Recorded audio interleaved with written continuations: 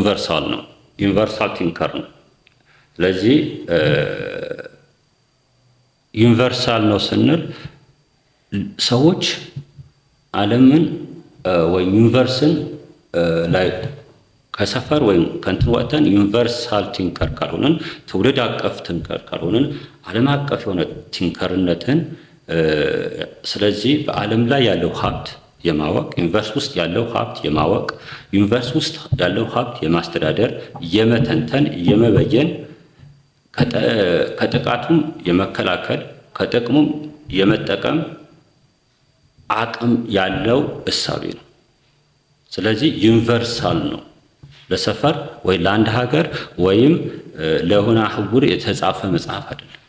ዩኒቨርሳልን ዩኒቨርስ ሀብትን እንዴት እንጠቀም ብሎ የሚያስብ አቅጣጫ የሚያስቀምጥ ነው። ስለዚህ ይህ ደግሞ በፉክክር እና በመተባበር ስሜት ነው ዩኒቨርስን መጠቀም አለብን ብሎ ያስባሉ ማለት ነው።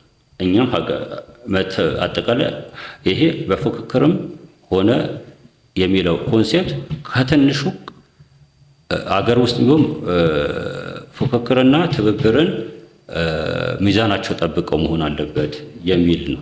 ይህ ደግሞ ዩኒቨርሳሊ ሚዛን ጠብቀው መሆን አለበት። ምክንያቱም ዩኒቨርስ በቂ ነው ለሰው ልጅ ማለት ነው። ይህ ወደፊት አብረን ስንሰራ በቂ መሆኑን አብረን እናየዋለን። ለሰው ልጅ በጣም በቂ ነው ዩኒቨርስን ማለት ነው። ሌላኛው መደመር ቋሚ ህግ አይደለም።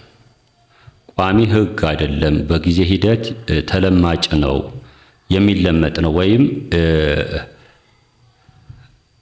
እንደየሁኔታ የሚሻሻል የሚጨምርበት ኢንገልፍ የሚያደርግ ሀሳቦችን ኢንክሉድ የሚያደርግ ሀሳቦችን እየደረጀ የሚመጣ ነው እንጂ ሪጂድ እንደ ሌሎቹ ርዕዮቶች ይሄ ካልሆነ ሞቼ ይገኛለሁ የሚል አይነት ሀሳብ አይደለም ማለት ነው።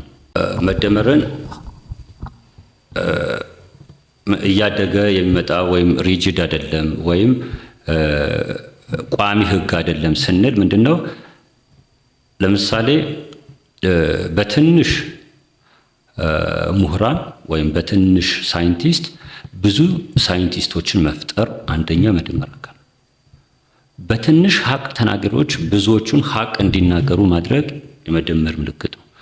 በትንሽ ሀብት ብዙ ሀብታሞችን መፍጠር የመደመር አንዱ ተለማጭነት የሚያሳይ ነው። መደመር በትንሽ አቅም ብዙ አቅሞችን መፍጠር ነው።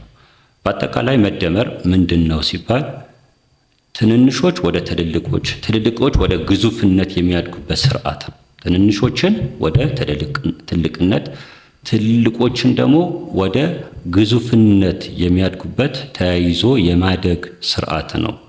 እንደ ሌሎቹ አንዴ ካደግ ወይም ድሃ ወደ ታች ሀብታሙ ወደ ላይ የሚያድግበት ሳይሆን ተያይዞ የማደግ ስርዓት ነው ማለት ነው። ከዚህ አንጻር መደመር ቋሚ ህግ አይደለም ማለት ነው። ስለዚህ በጊዜ ሂደት በትውልድ ሽግግር እያደገ እየደረጀ ዓለም ላይ በጣም በአጭር ጊዜ ዓለም ላይ በጣም ተጽዕኖ ፈጣሪ ሀሳብ እና የአፍሪካ ሀብት ኢትዮጵያን በዛው ልክ ወደሚገባት ማማ የሚያወጣት ሀሳብ ነው። ውድ የመደመር ሚዲያ ተከታታዮቻችን ስለተከታተላችሁኝ እጅግ በጣም ነው ማመሰግነው። በሚቀጥለው ፕሮግራም እስከምንገናኝ ድረስ ቸር ያቆየን እያልኩኝ ሼር፣ ሰብስክራይብ እና ላይክ ማድረጉን እንዳትረሱ። እጅግ በጣም ነው ማመሰግነው። መልካም ቆይታ። አመሰግናለሁ።